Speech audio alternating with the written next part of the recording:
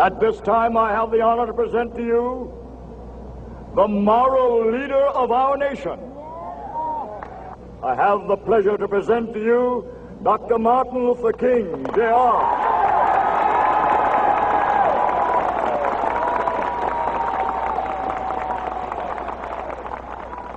I am happy to join with you today in what will go down in history as the greatest demonstration for freedom in the history of our nation.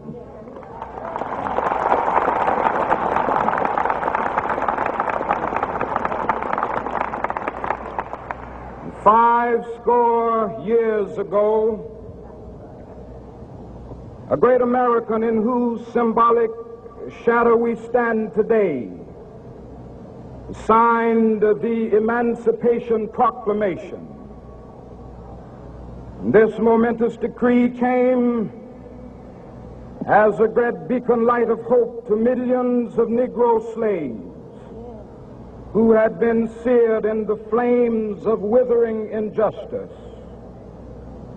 It came as a joyous daybreak to end the long night of their captivity.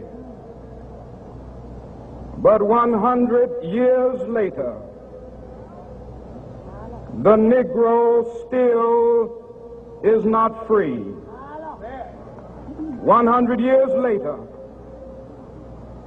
the life of the Negro is still sadly crippled by the manacles of segregation and the chains of discrimination.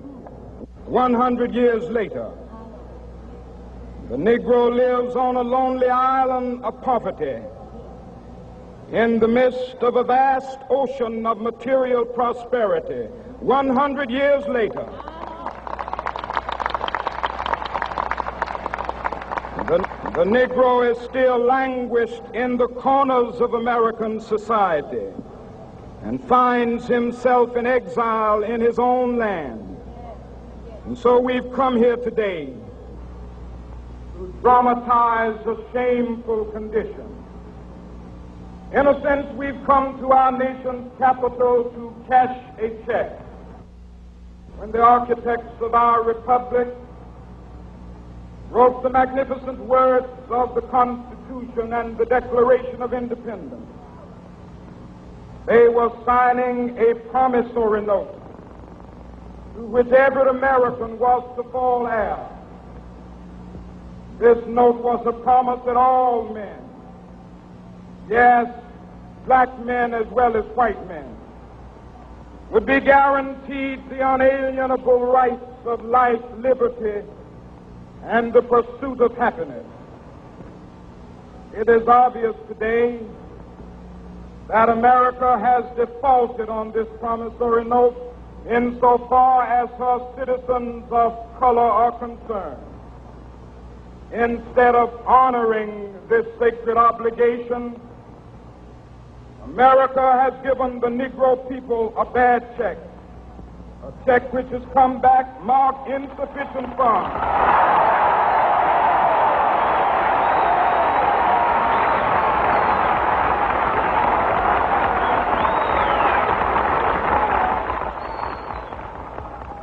But we refuse to believe that the Bank of Justice is bankrupt.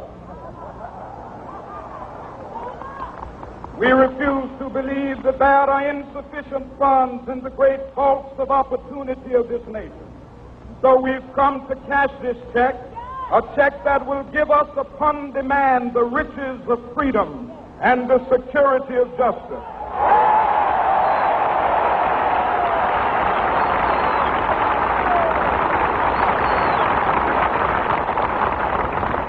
We have also come to this hallowed spot to remind America of the fierce urgency of now. This is no time to engage in the luxury of cooling off or to take the tranquilizing drug of gradualism.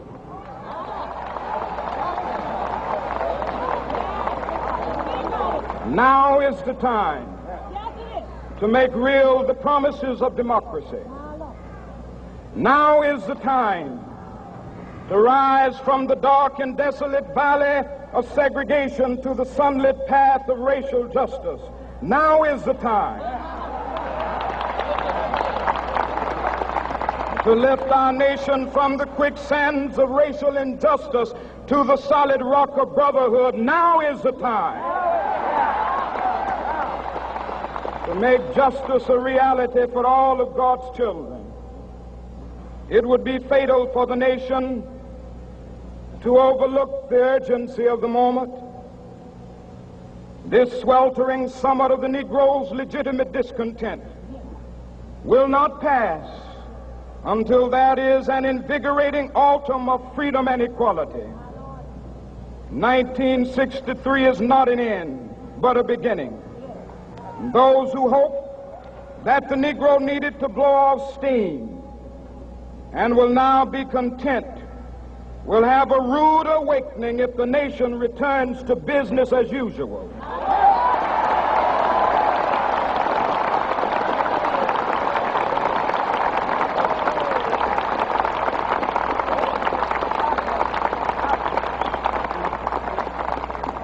There will be neither rest nor tranquility in America until the Negro is granted his citizenship rights. The whirlwinds of revolt will continue to shake the foundations of our nation until the bright day of justice emerges. But that is something that I must say to my people who stand on the warm threshold which leads into the palace of justice. In the process of gaining our rightful place, we must not be guilty of wrongful deeds. Let us not seek to satisfy our thirst for freedom by drinking from the cup of bitterness and hatred.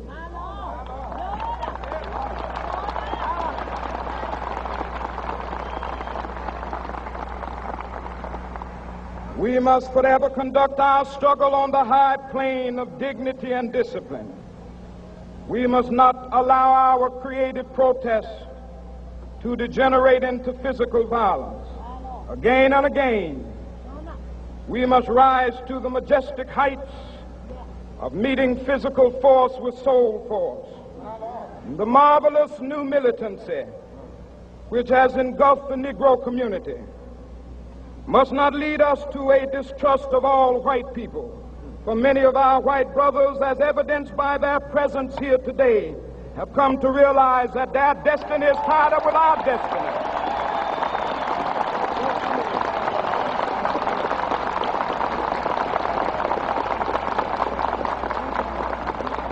And they have come to realize that their freedom is inextricably bound to our freedom. We cannot walk alone. And as we walk, we must make the pledge that we shall always march ahead. We cannot turn back.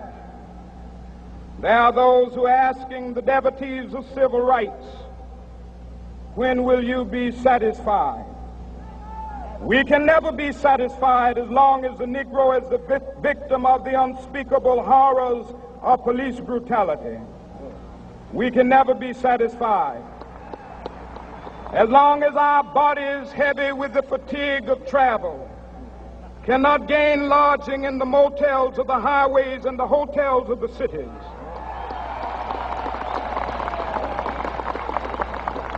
We cannot be satisfied as long as the Negro's basic mobility is from a smaller ghetto to a larger one. We can never be satisfied as long as our children are stripped of their selfhood and robbed of their dignity by signs stating for whites only.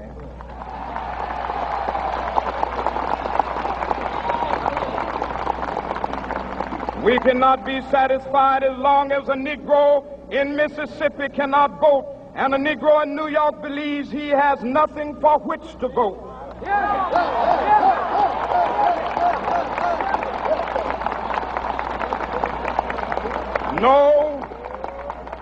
No, we are not satisfied, and we will not be satisfied until justice rolls down like waters and righteousness like a mighty stream.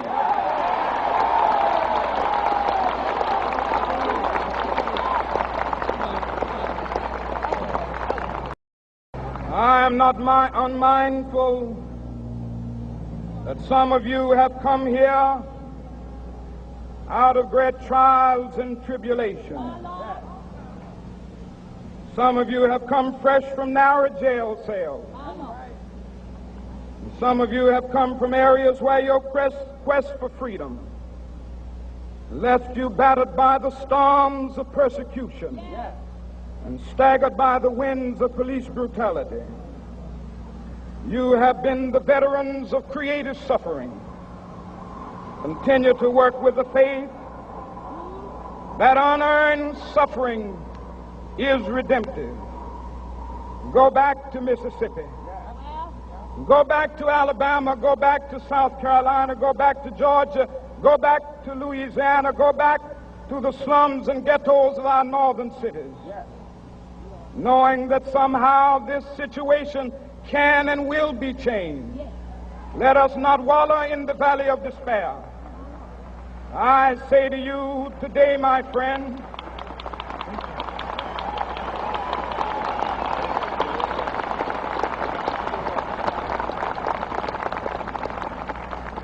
so even though we face the difficulties of today and tomorrow, I still have a dream. It is a dream deeply rooted in the American dream. I have a dream that one day this nation will rise up and live out the true meaning of its creed. We hold these truths to be self-evident, that all men are created equal.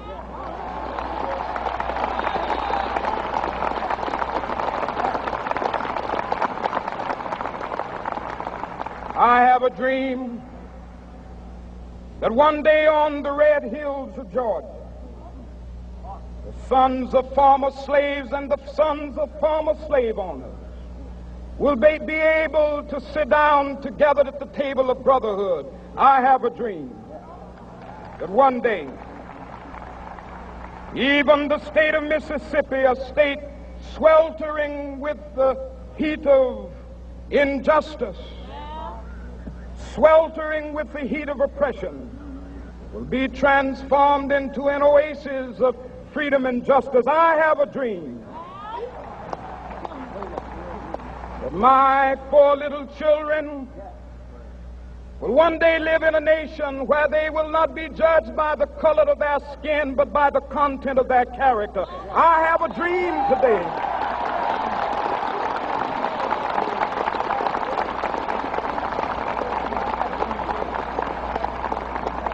I have a dream that one day down in Alabama, with its vicious racists, with its governor having his lips dripping with the words of interposition and nullification, one day right there in Alabama, little black boys and black girls will be able to join hands with little white boys and white girls as sisters and brothers. I have a dream today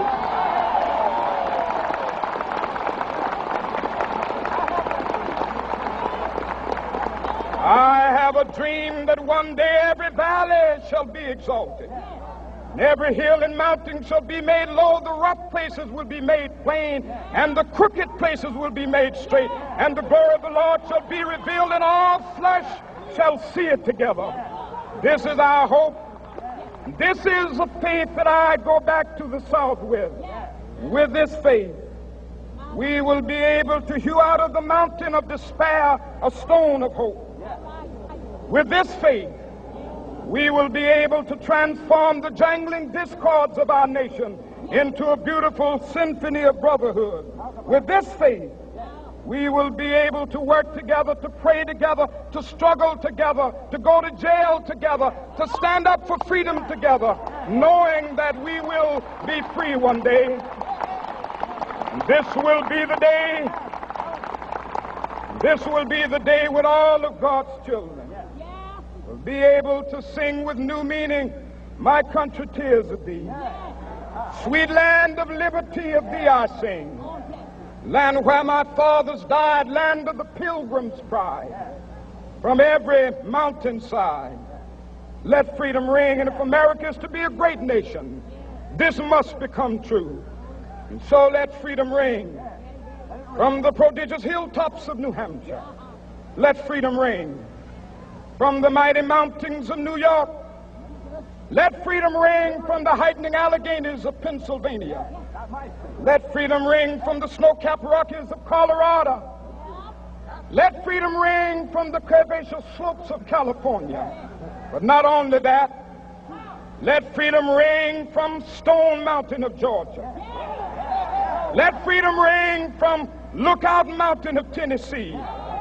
Let freedom ring from every hill and molehill of Mississippi, from every mountainside. Let freedom ring, and when this happens,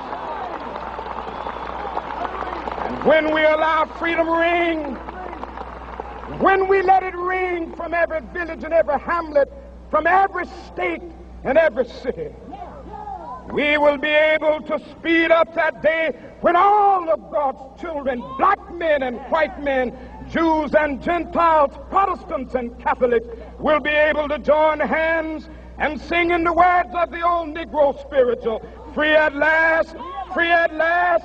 Thank God Almighty, we are free at last.